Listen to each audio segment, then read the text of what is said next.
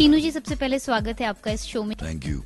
तीनू जी, जानना चाहेंगे आपसे कि आपका असली नाम, if I am not wrong, it's Virendra Raj Anand. तो वीरेंद्र राज आनंद से तीनू आनंद बनने की स्टोरी क्या है?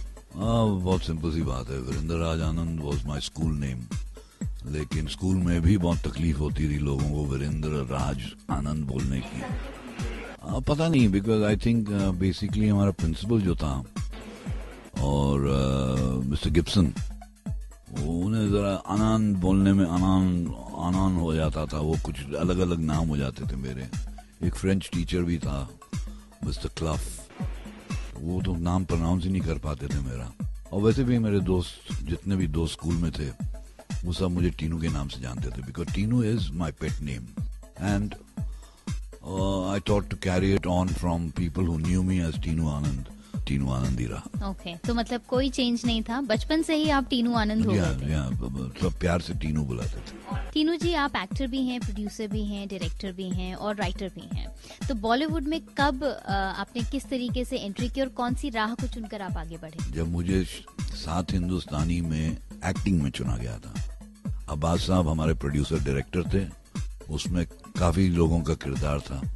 और भी लोग चुने गए थे। उत्पल दत्त थे कलकत्ते से, मधु सर थे फ्रॉम साउथ केरला सिनेमा से, और ऐसे एक मेरी वाइफ जो बाद में मेरी वाइफ बन गई, शहनाज आगा साहब की बेटी, वो भी हीरोइन थी। एक ही लड़की थी 6 लड़कों के बीच में।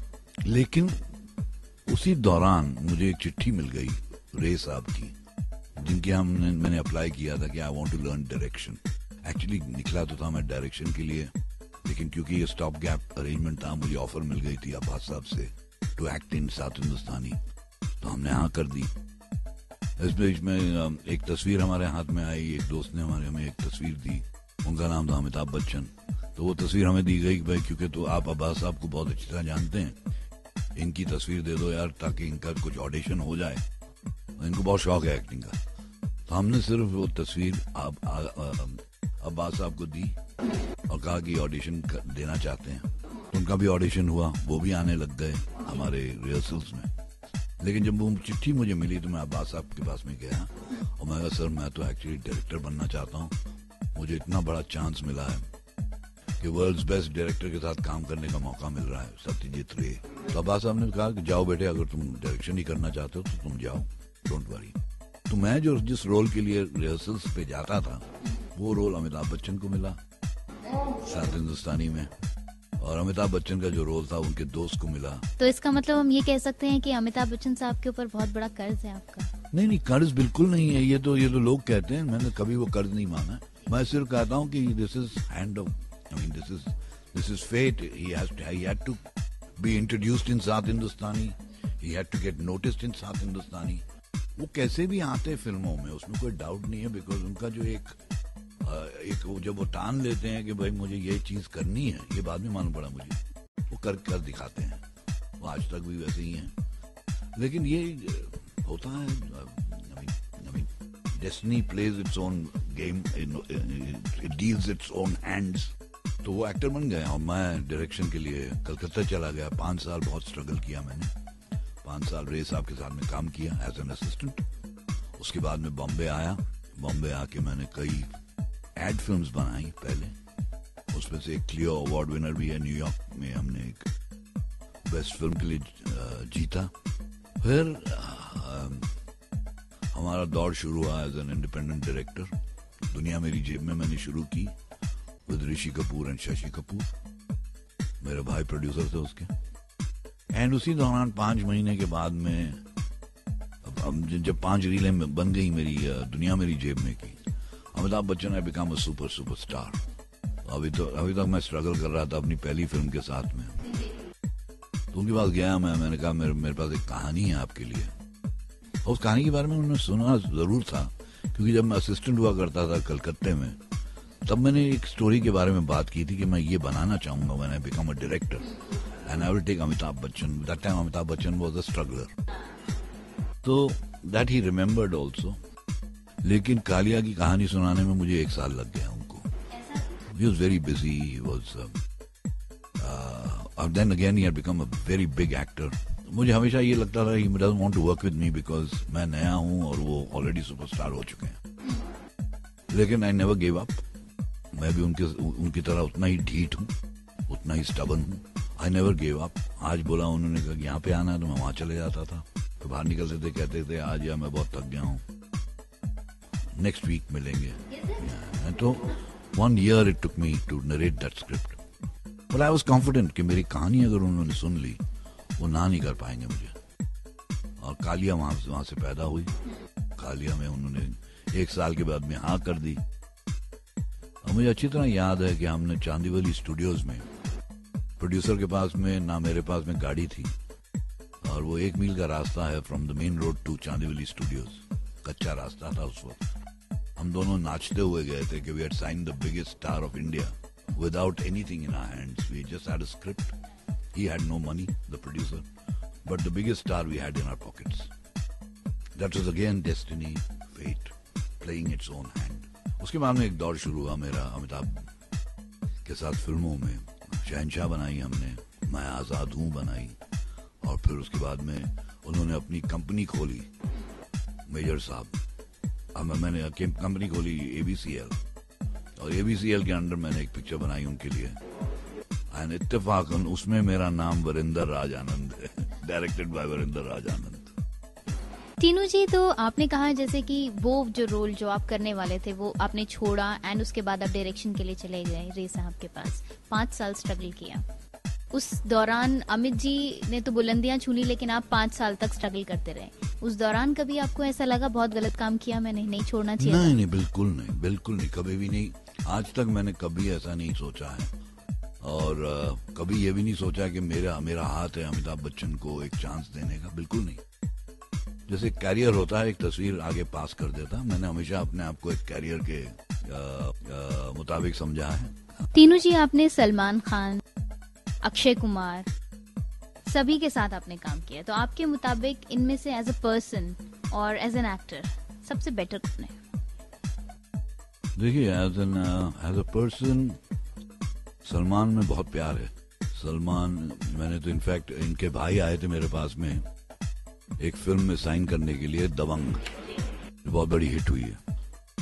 तो उन्होंने पहले मुझे कहानी सुनाई, मेरा रोल सुनाया, और फिर मुझे कहा कि आप क्या, आपकी रेम्यूनरेशन क्या होगी, क्योंकि वो हर प्रोड्यूसर पूछता है, which is the formality which has to be fulfilled.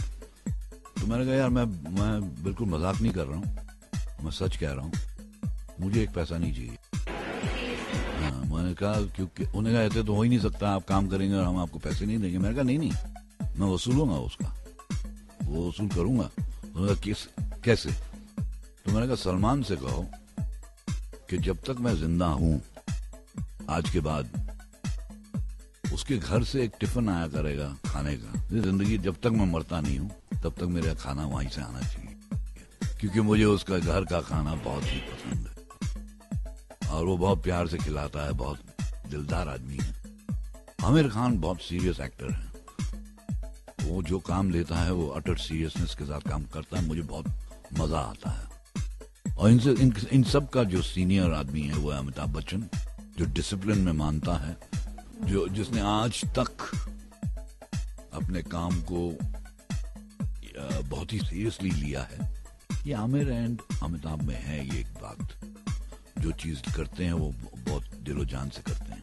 And what about Akshay Kumar? Akshay Kumar is a very disciplined actor. Akshay Kumar in fact मुझे बहुत अच्छी तरह याद है कि जब फर्स्ट टाइम फिल्म इंडस्ट्री में आए थे तो हम लोग को 6-7 फिल्मों में साथ में काम कर रहे थे। परेश और मैंने दोनों ने साथ में उन्हें कहा था ये मत करो, ये इंडियन फिल्म इंडस्ट्री है भैया, आज तुम पाँव छूते हो, कल घुटने छूओगे, कल दूर से सलाम करोगे, तो उसके बाद में पहचानोगे भी नहीं। हम बहुत सीरियस थे हमारे, इसमें कोई मजाक नहीं था, क्योंकि हम जानते हैं, हम कईयों को देख चुके हैं जब वो स्ट्रगल करते हैं तो पाँव छूते हैं, और पंजाबियों में खास तौर, क्योंकि हमारे ये खून में है कि जब प्यार करते हैं और जब इज्जत देना चाहते हैं तो हम पाँव छूते हैं, पैरी पहना जी के करते हैं कि मैं आपके पाँव को हाथ लगाता हूँ। तो वो भी पंजाबी हैं, तो हमने उन्हें बहुत सीरियसली कहा कि भैया ये क्या है, ये होगा देखना।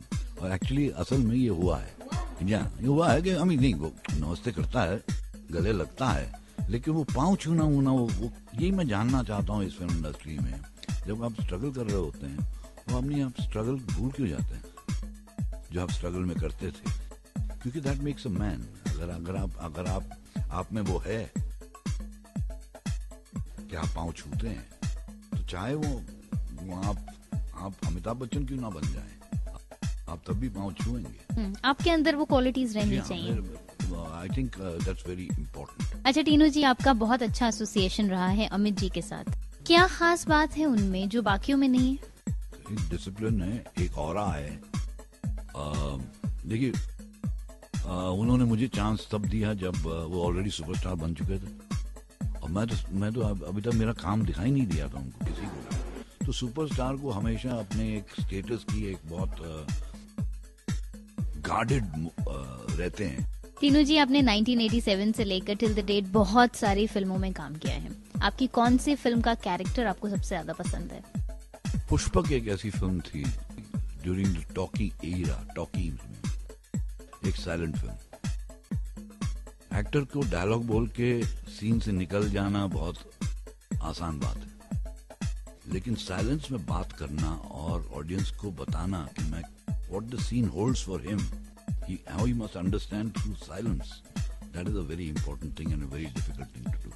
And luckily for me, it was one of the very earlier films जहाँ पे मुझे ब्रेक मिला एज एन एक्टर, पुष्पक। एक और फिल्म थी, उसी वक्त मैं काम कर रहा था, 2 फिल्मों में मैंने काम किया साथ में, दैट वाज नायकन, जो द तमिल फिल्म।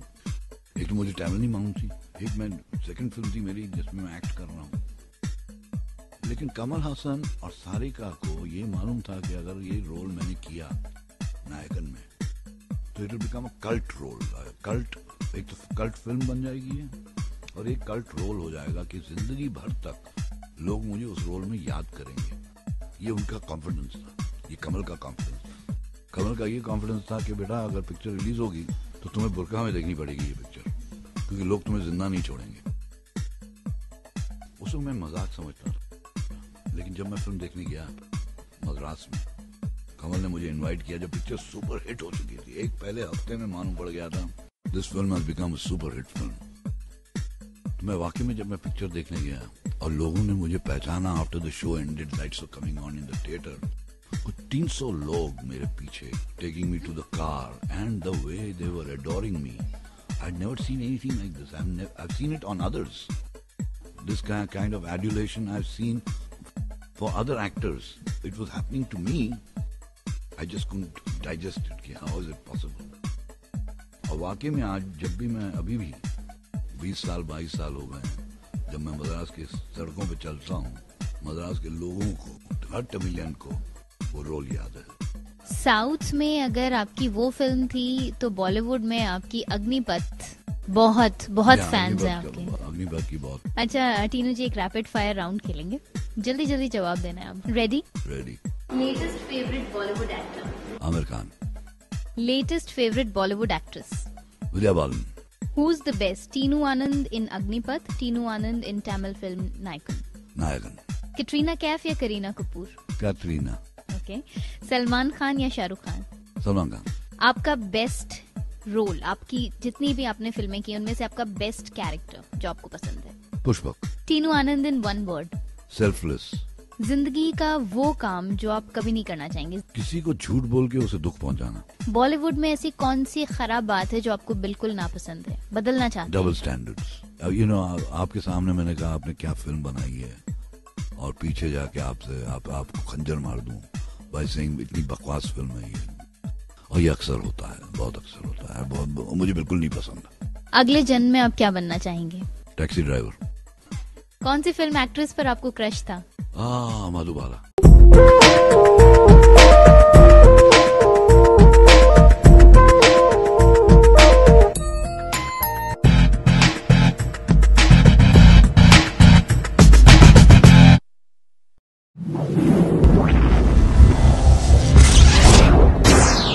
है।